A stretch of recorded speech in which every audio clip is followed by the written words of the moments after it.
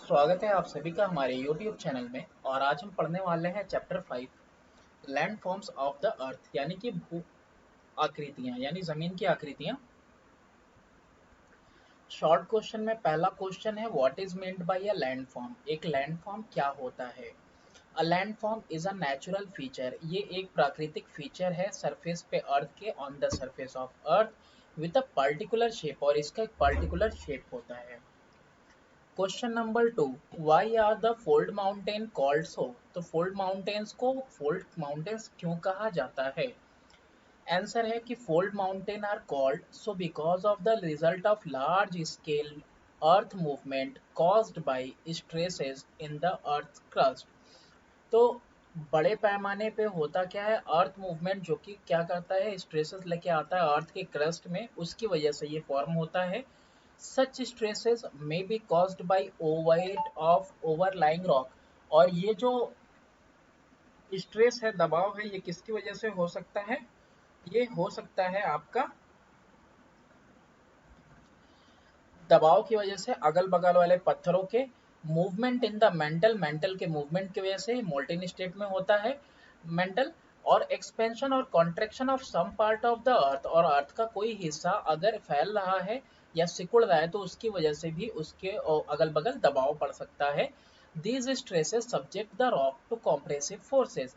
और इन स्ट्रेसेस की वजह से जो पत्थर होता है वो कॉम्प्रेसिव फोर्स उसके ऊपर लगता है, दबाव वाला फोर्स लगता है, जिसकी वजह से प्रोड्यूसिंग रिंकलिंग और folding along the line of weakness.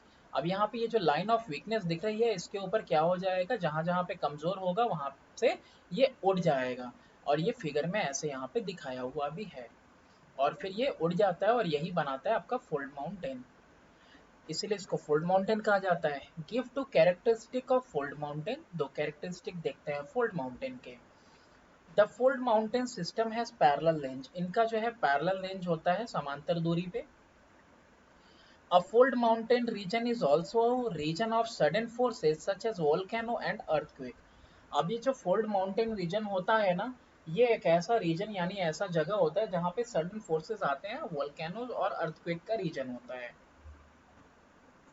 Question number 4 है कि give one example of each. सबका एक एक एग्जांपल देना है, young fold mountain, old fold mountain का। फिर ये भी बताना है कि why they are called so, और इनको ऐसा क्यों कहा जाता है। क्वेश्चन नंबर 4 का ए है कि ये जो यंगफोल्ड माउंटेन है, this mountains are made up of light sedimentary rock. ये हल्के सेडिमेंट्री रॉक के बने हुए हैं और ये रिसेंट टर्चरी बीच के एज के हैं। And are the highest mountain, और सबसे ऊंचे हाई माउंटेन सिस्टम हैं। which are still increasing their height due to gradual upthrust force। और अपथ्रस्ट फोर्स की वजह से धीरे धीरे जो लग रहा है इनके ऊपर, इसकी वजह से इनकी हाइट भी धीरे धीरे बढ़ती जा रही है। तो why they are called so, क्योंकि ये रिसेंट टर्चरी एज के हैं इसीलिए। द एल, इसको आप लिख लेना, ये वाला आंसर मैं मिस कर गया हूँ यहाँ पे लास्ट में, कि why they are called so, तो यहाँ पे लिख देना। The alpine Himalayan system and circum Pacific mountain belt. ये जो दो बेल्ट दिए हुए, एल्पाइन हिमालयन और सरकम पैसिफिक माउंटेन बेल्ट, इन्हीं को कहा जाता है ओल्ड फोल्ड माउंटेन। और ऐसा क्यों कहा जाता है, विच एग्जिस्टेड एट जियो सिंक्लाइन 50-60 मिलियन ईयर्स अगो। और कहा जाता है, ऐसा माना जाता है कि 50-60 मिलियन साल पहले से ये एग्जिस्ट करते हैं। Question number 5, give an example of residual mountains and an example of depositional plain. Example देना है रेसिजुअल माउंटेन का, अवशेष वाला पहाड़ जो बचा हुआ हो, अवशेष उसकी वजह से जो पहाड़ बनता है, अब आगे देखेंगे हम। एग्जाम्पल रेसिजुअल माउंटेन का है Nilgiri, Parasnath and Rajmahal hills India में, और कैट स्किल रेंज यूएसए में। क्वेश्चन नंबर 6 है, एक वेल लेबल डायग्राम बनाना है to show the formation of residual mountain. Residual mountain के फॉर्मेशन को दिखाते हुए।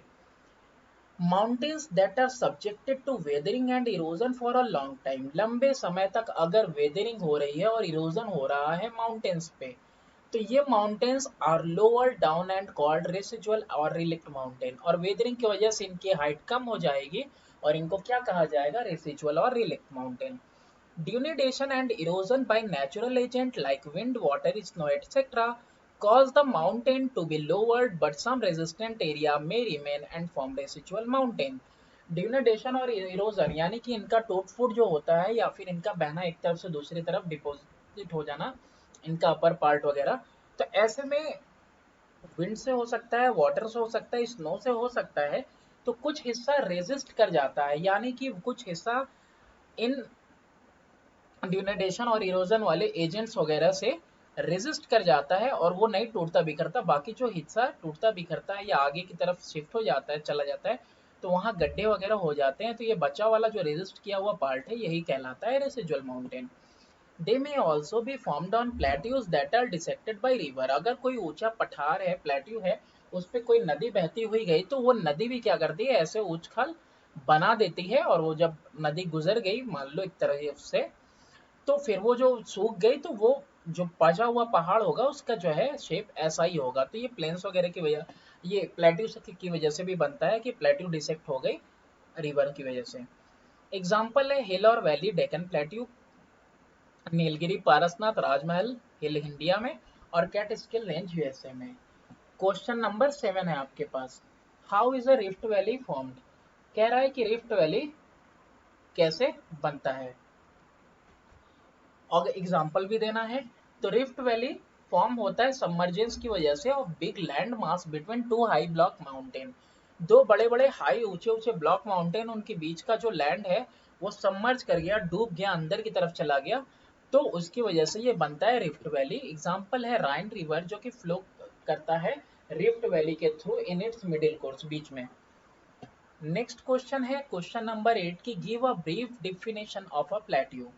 अब plateau is a flat, plateau बिल्कुल फ्लैट होता है, एलिवेटेड लैंडफॉर्म होता है जो राइज करता है शार्पली अबव द सराउंडिंग, अपने आसपास से राइज किया हुआ रहता है of area. At least one side, एक साइड से एटलीस्ट वो ऊंचा रहना चाहिए। What is a inter mountain plateau, inter mountain plateau क्या होता है, गिव वन एग्जांपल, एक एग्जांपल देना है। तो these are the highest and most extensive type of on the globe surrounded by hills and mountain. तो ये सबसे ज्यादा हाईएस्ट है, ऊंचे हैं, और सबसे ज्यादा फैले हुए हैं, और इस तरह के ये टाइप हैं जो ग्लोब के अंदर आपको सबसे ज्यादा दिखाई देंगे। और ये सराउंडेड है कैसे, हिल से और माउंटेन से। जो प्लेट्यू है, जो पठार है तिब्बत का, ये हाईएस्ट प्लेट्यू है। अदर एग्जांपल है Colombian plateau, North American Cordillera, Bolivian, Peruvian और मैक्सिकन प्लेट्यू। क्वेश्चन नंबर 10 है कि give two point of importance of landform. क्या इंपॉर्टेंस है लैंडफॉर्म का, तो various landform display the internal and external forces of the earth, different climatic effect and featured forest and snowlands giving birth to river, coast and island as fishing region. All these together make the earth beautiful and ideal for living and various activities and for various activities. अलग अलग तरीके के जो भू रचनाएं हैं वो display करता है इंटरनल और एक्सटर्नल फोर्स अर्थ का, है ना, उसी की वजह से अलग अलग रचनाएं हुई हैं। और अलग अलग तरीके का जो क्लाइमेटिक इफेक्ट है, मौसम का प्रभाव है, उसकी वजह से देखो फॉरेस्ट है, स्नो लैंड है, और इसकी वजह से देखो नदियां बनी, एक तरफ से दूसरी तरफ बहती हुई जाती हैं ऊंचाई से निचाई की तरफ, कोस्टल रीजन बने यानी समुद्र के तटीय इलाका बना, और आइलैंड वगैरह बना जो कि बहुत ही अच्छा सेंटर होता है फिशिंग वगैरह का।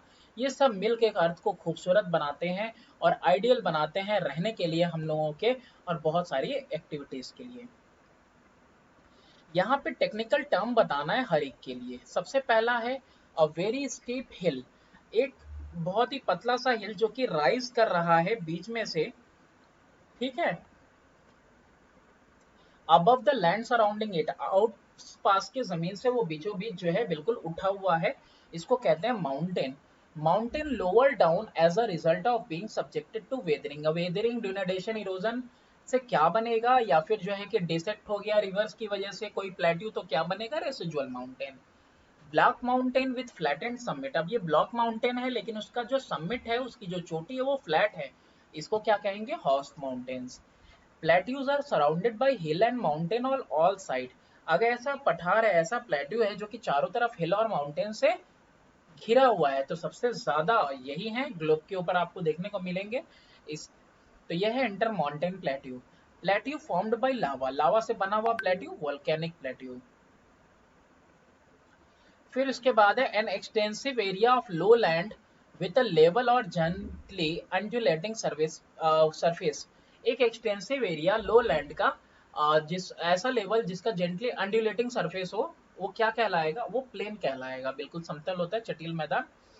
Planes forms at foothills of the mountain as a result of river deposition. जो प्लेन्स वगैरह बनते हैं फुट हिल्स पे, यानी कि किसी पर्वत वगैरह के नीचे साइड में, है ना, उनके बेस पे, बॉटम के पास में, और रिवर डिपोजिशन की वजह से, खास तौर से, है ना, नदियों से मटेरियल वगैरह आके किनारे डिपोजिट होता है, तो कहलाते हैं एलुवियल प्लेन। इसके बाद डिस्टिंग्विश करना है हमको फोल्ड माउंटेन और ब्लॉक माउंटेन के बीच में।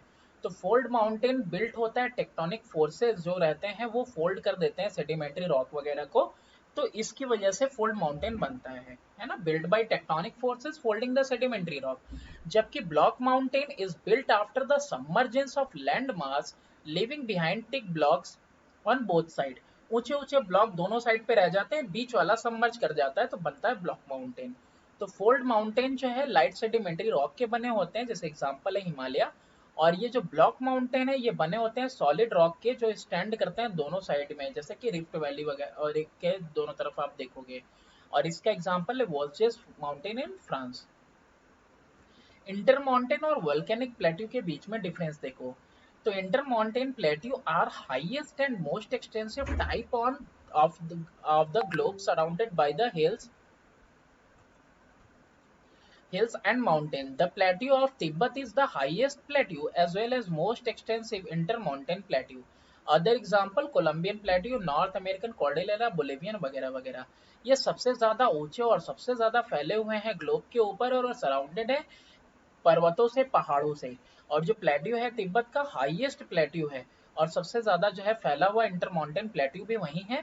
और दूसरे एग्जाम्पल है Colombian plateau, North American Cordillera, Bolivian, Peruvian और मैक्सिकन प्लेट्यू। वोल्केनिक क्या होता है, तो in places where eruption have taken place, जहां पे इरप्शन हुआ है, किसका इरप्शन, तो वोल्केनो का eruption. Magma erupt quietly through narrow fissure several kilometre in length, किसी पतले से रास्ते से, फिशर वगैरह से, जमीन के अंदर से मैग्मा फ्लो कर रहा है और काफी कई किलोमीटर तक लेंथ में फैल गया। This magma spread on surface and cools down as a sheet of lava covering the surface of the land. जमीन के सरफेस पे ये मैग्मा फैलते फैलते कई किलोमीटर तक फैला और ठंडा हो गया, अर्थ के उतने सरफेस को इसने घेर लिया, ढक दिया। Eruption eight interval led to the piling up of lava sheet one over the other in a series of steps। अब बंद होगा, फिशर से निकल रहा, कुछ टाइम पे बंद होगा, फिर कुछ टाइम पे दोबारा निकलेगा, ऐसे ही कई इंटरवल पे निकला, तो एक के बाद एक चादर पे चादर बनती गई जमीन के ऊपर, वोल्केनो से जो मैग्मा निकल रहा था उसकी, तो एक दूसरे पे पाइल अप होते गए। तो taken the Deccan Trap region of peninsular India has several lava sheet having a maximum thickness of 200 metre. तो देखो एक दूसरे पे पाइल अप होते होते कितना ऊंचा हो गया, 200 मीटर की थिकनेस का हो गया। और यही रीजन जो है फॉर्म करता है लावा प्लेट्यू, इस तरह से बनता है लावा प्लेट्यू, या फिर कह सकते हो वोल्केनिक प्लेट्यू। नेक्स्ट है स्ट्रक्चरल प्लेन और डिपोजिशनल प्लेन के बीच में डिफरेंस बताना है। तो स्ट्रक्चरल प्लेन जो होता है formed by the uplift of land mass by diastrophic forces creating an extensive lowland. अब इसमें होता क्या है ना, होता यह है कि ये बनता है अपलिफ्ट होने की वजह से, एक बहुत बड़ा जमीन का हिस्सा है नीचे की तरफ से फोर्सेस की वजह से वो अपलिफ्ट हो गया, डायस्ट्रोफिक फोर्सेस की वजह से, जो सेंटर से सरफेस की तरफ आती हैं। एग्जाम्पल में दिया है मिसिसिपी प्लेन यूएसए का, और जो कि आया है किससे, ओशियन से, आउट ऑफ ओशियन आया है अपलिफ्ट फोर्स की वजह से। डिपोजिशनल प्लेन जो होता है फॉर्म्ड होता है by deposition of material, material के डिपोजिशन से बनता है, और ये बहुत सारे एजेंट के द्वारा लाया जाता है। तो सबसे पहला एजेंट दिया हुआ है रिवर डिपोजिशन। सबसे ज्यादा वाइड स्प्रेड जो है अलुवियल प्लेन है, like the northern plain of India वगैरह। द फ्लड प्लेन्स का एग्जांपल है, नॉर्दर्न प्लेन्स ऑफ इंडिया में जो है flood plains, like the Mississippi plains in USA, delta in Egypt. तो ये सब जो है कि डिपोजिशनल प्लेन के एग्जाम्पल है। तो ये सब जो है कि डिपोजिशन वगैरह हुआ है, रिवर के द्वारा लाया गया है मटेरियल वगैरह, और ये जो है लैंडमास बना है। नेक्स्ट है आपका structured question, how are various land forms formed on the surface of the earth. अलग अलग तरीके की भू रचनाएं कैसे होती हैं अर्थ के ऊपर, वो बताना है। तो पहला है, देखो यहाँ से देखते हैं, plate tectonic. The tectonic plate push, collide and slide past each other and due to which sedimentary rock are compressed। Tectonic plate एक दूसरे को पुश करती हैं, कोलाइड करती हैं, टकराती हैं, एक दूसरे के ऊपर जो है कि पास करती हैं, उसकी वजह से सेडिमेंट्री रॉक कंप्रेस हो जाते हैं। This causes holding of the rock and forms fold mountain. इसकी वजह से वो जो रॉक्स वगैरह है सेडिमेंट्री वो फोल्ड हो जाती हैं और फोल्ड माउंटेन बनता है। Uplift and submergence. A set of forces operate inside the Earth's center to the surface and is characterized by large-scale uplift and submergence of land area या subsidence of large area. These forces result in the formation of block mountain, basin, rift valley, plateau, plains, lakes and big fault. अब uplift और submergence का देखो, बहुत सारे forces हैं जो अर्थ के अंदर काम करते हैं सेंटर से सरफेस की तरफ, और ये कैरेक्टराइज की गई हैं लार्ज स्केल अपलिफ्ट से और सबमर्जेंस से या सब्सिडेंस से। बहुत बड़े पैमाने पे बड़ा सा जमीन का हिस्सा या तो डूब जाता है या फिर निकल के ऊपर की तरफ उभर आता है। ये फोर्सेस रिजल्ट करती हैं फॉर्मेशन में ब्लॉक माउंटेन के, ब्लॉक माउंटेन बनता है इनकी वजह से, रिफ्ट वैली बनती है डूबने की वजह से, और फिर प्लेट्यू वगैरह है, प्लेन्स हैं या फिर लेक वगैरह हैं, तो लेक तो सबमर्जेंस से बनेगा, या बड़े बड़े फॉल्ट बनते हैं इसी की वजह से। एक्सोजेनिक फोर्सेस, तो these forces causes wide spread destruction through weathering and erosion of existing landform and form new landform through both erosion and deposition। अब एक्सोजेनिक फोर्सेस से क्या होता है, बहुत सारी बर्बादी आती है, वेदरिंग होता है, इरोजन होता है, किसका, पहले से जो लैंडफॉर्म है एक उस तरह के लैंडफॉर्म का, और फिर वो ये इरोजन की वजह से, वेदरिंग की वजह से एक नए तरीके का जो है रचना बनती है, एक नई तरीके की जमीन बन जाती है, लैंड मास बन जाता है, लैंडफॉर्म बन जाता है इरोजन से, डिपोजिशन से। नेक्स्ट है describe the formation of mountain and their type. तो माउंटेन जो है क्लासिफाई किया गया है मेन 3 टाइप्स पे, डिपेंड करता है अपने फोर्सेस, जिन फोर्सेस से जो है वो बना हुआ है। सबसे पहला फोल्ड माउंटेन, तो जैसा शुरू में डिस्कस किए थे सेम वही है। फोल्ड माउंटेन रिजल्ट होता है लार्ज स्केल मूवमेंट का, जो कि कॉज होता है stresses in the earth crust, earth के क्रस्ट के अंदर स्ट्रेसेस आते हैं उसकी वजह से। तो ऐसा स्ट्रेस वगैरह किसकी वजह से हो सकता है, बड़े बड़े मतलब अगल बगल में बहुत ज्यादा बड़े बड़े जो है कि पत्थर हो, या ओवरलाइंग ऊपर के जो पत्थर हो उसकी वजह से, मेंटल के मूवमेंट की वजह से, या फिर एक्सपेंशन कॉन्ट्रैक्शन हो रहा हो अर्थ के किसी एक पार्ट में, तो ये स्ट्रेसेस वगैरह सब्जेक्ट करते हैं कॉम्प्रेसिव फोर्सेस को। और चारों तरफ से देखो, दो तरफ से कॉम्प्रेसिव फोर्स लगेगा तो ये बीच वाला जो है वीक एरिया ये उड़ जाएगा और ये फोल्ड माउंटेन बनाएगा। रेसिजुअल माउंटेन भी हम लोग देख चुके हैं। तो रेसिजुअल माउंटेन हम लोग देखते हैं कि mountains are subjected to weathering and erosion for a long time, are lower down and called residual और रेलिक्ट माउंटेन। तो ये जो माउंटेन्स होते हैं ये सब्जेक्ट किए जाते हैं वेदरिंग और इरोजन के लिए, लंबे समय तक वेदरिंग और इरोजन होता है इनका। वेदरिंग और इरोजन समझ सकते हो, टूट फूट होती है इनकी, तो ये उनका अपर वाला पार्ट जो होता है वो खत्म होने लगता है, तो ये जो शेप बचता है उसको कहते हैं रेसिजुअल माउंटेन। ड्यूनेटेशन और इरोजन जो होते हैं नेचुरल एजेंट की वजह से होते हैं, लाइक विंड, वाटर, स्नो, और ये जो है कि माउंटेन को लोअर कर देते हैं। लेकिन देखो यहाँ पे कुछ ऐसे एरिया भी होते हैं, ये वाला एरिया जो है जो उठा हुआ है, तो कुछ ऐसे एरिया भी होते हैं जो क्या करते हैं, जो रेजिस्ट कर जाते हैं। तो ये देखो ओरिजिनल सरफेस था, अब यहाँ से कोई हवा गुजरी हो या इधर से पानी की गुजरा हो, तो इन सब चीज़ों की या वेदरिंग वगैरह हुई हो, तो जहाँ पे कमजोर पार्ट रहता है वो कमजोर पार्ट क्या करेगा, वो कमजोर पार्ट एक तरफ से दूसरी तरफ चला जाएगा, लेकिन बाकी जो रेजिस्ट करेगा, ठीक है। तो कोई ये एरियाज जो रेजिस्ट कर गई वो एरियाज जो है आपकी रह जाएंगी, तो ये जो बची हुई पहाड़ियां हैं इसी को कहते हैं रेसिजुअल। फॉर एग्जाम्पल हिल है और वैली है, डेक्कन प्लेट्यू है एग्जाम्पल, नीलगिरी हिल्स और वैलीज है डेक्कन प्लेट्यू में, जैसे नीलगिरी, पारसनाथ, राजमहल हिल इंडिया में, और कैटिस्किल रेंज यूएसए में। नेक्स्ट है ब्लॉक माउंटेन, देखते हैं इसको, हमने देखा उस टाइम भी। तो हॉस्ट और block mountain is an uplift and mass situated between two adjacent fault. दो एडजेसेंट बगल बगल के फॉल्ट के बीच में ये सिचुएटेड होता है, हॉस्ट या ब्लॉक माउंटेन एक अपलिफ्ट होता है, ठीक है। अब देखो यहाँ पे सेंट्रल ब्लॉक इज अपथ्रोन और land on the outer side of the fault is down thrown so that the central mass appear like highland.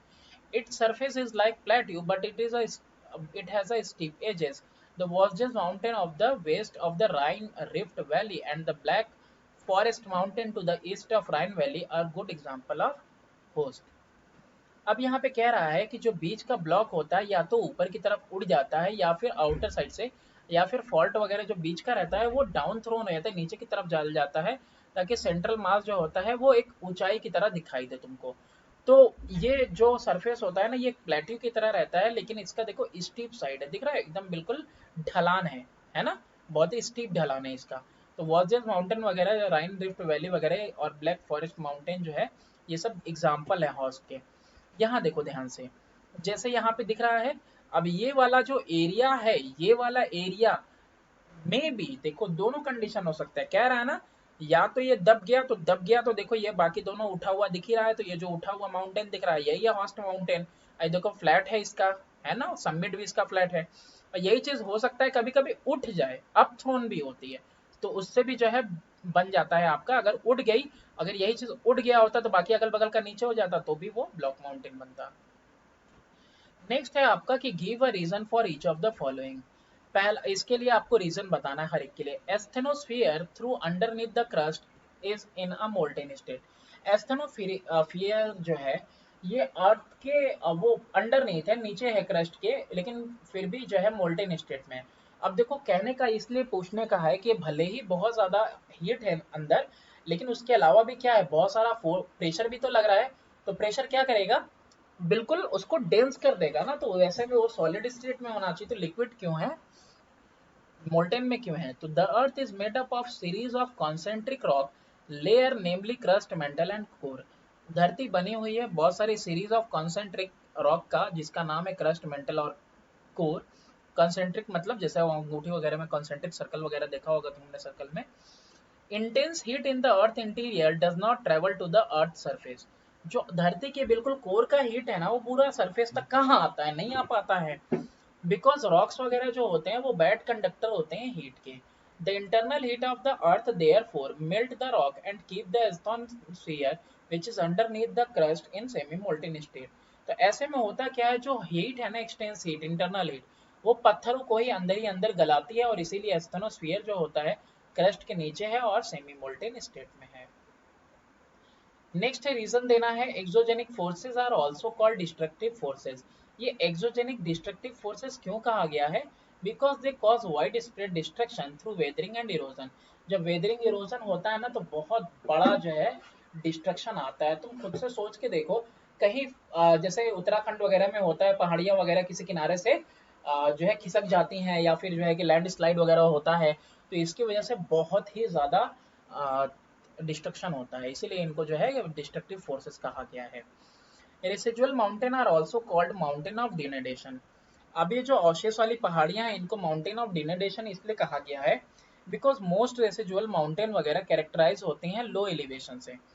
However both gentle and precipitous relief can exist. Gentle भी हो सकता है और प्रेसिपिटस relief भी हो सकता है, depending on degree of recent erosion.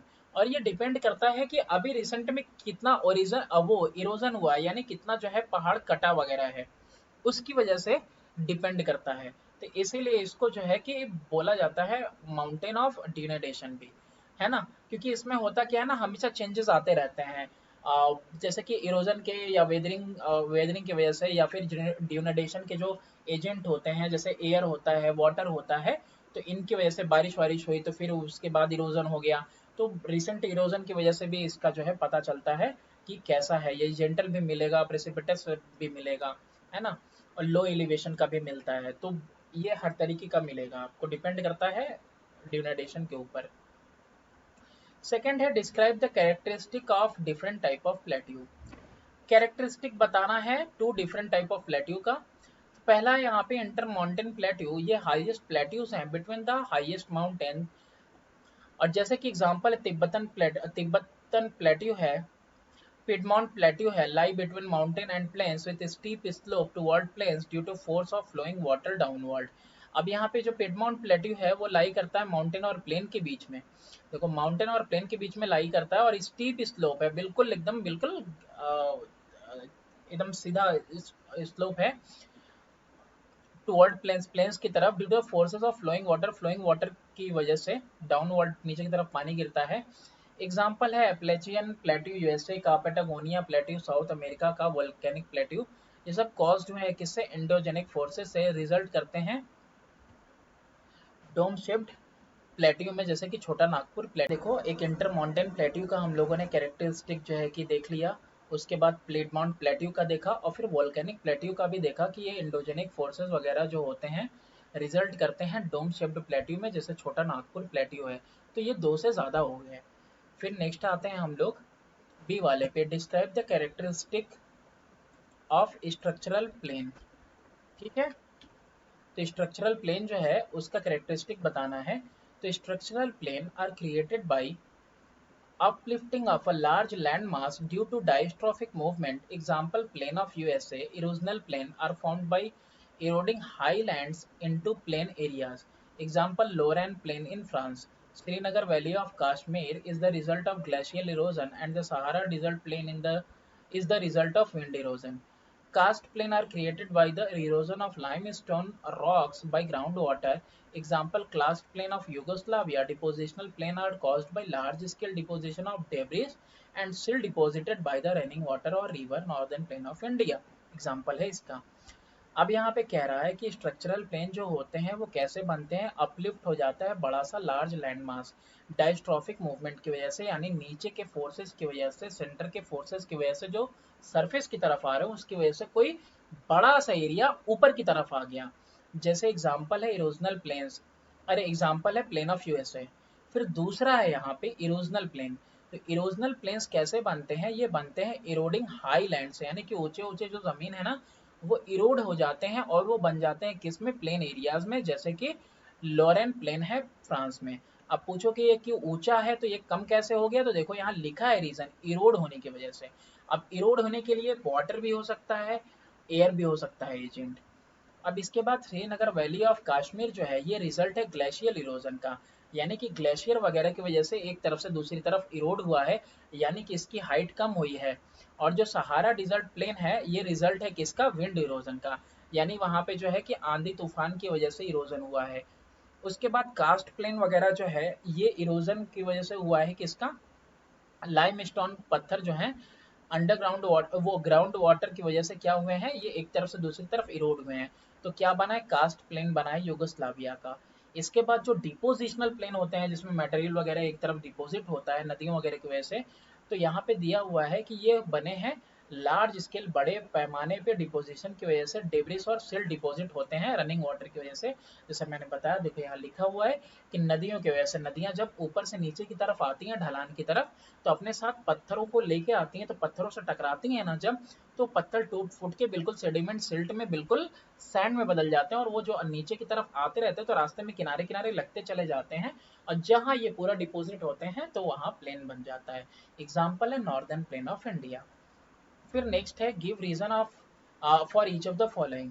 There are different type of plain, अलग अलग तरीके के प्लेन है भाई, क्यों, there are seemingly endless variation in plains. Plain में अगर आप देखो तो एंडलेस वेरिएशन है, मतलब खत्म ही नहीं होगा, अलग अलग तरीके के आपकी जो है भू रचनाएं मिलेंगी। They are also an imprint of past and present process, और ये एक निशानियां हैं कि इसकी पास्ट और प्रेजेंट की जो प्रोसेस हैं उसकी। For example sudden heavy downpour जो है वॉश कर सकता है स्टैंडिंग लैंडफॉर्म को, और या फिर किसी गड्ढे को फिल कर सकता है ताकि वो प्लेन बन जाए।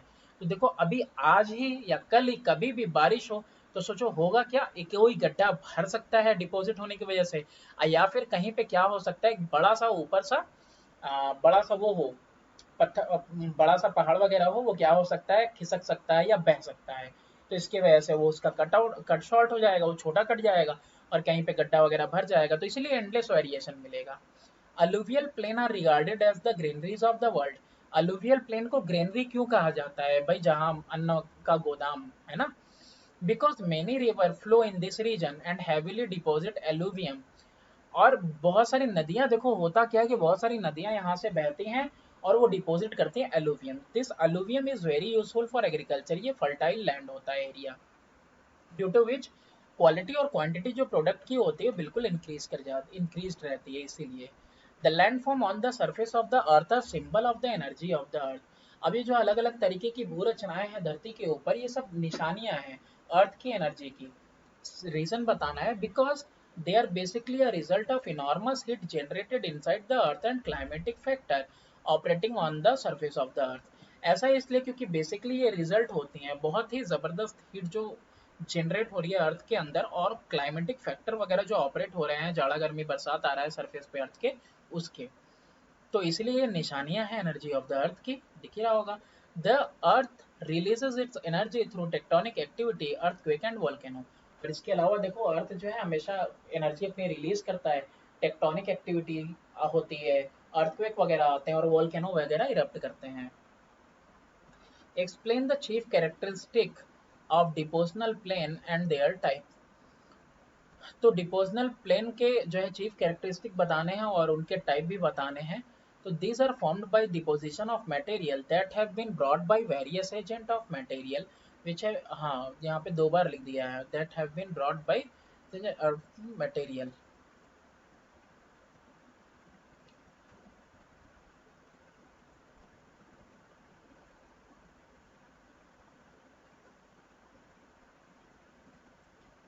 मटेरियल बाय वेरियस एजेंट ना,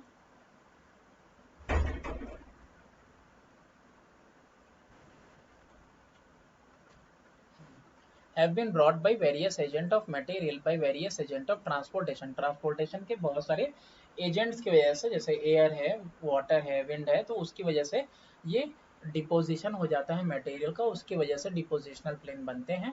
पहला एग्जांपल है रिवर डिपोजिशन।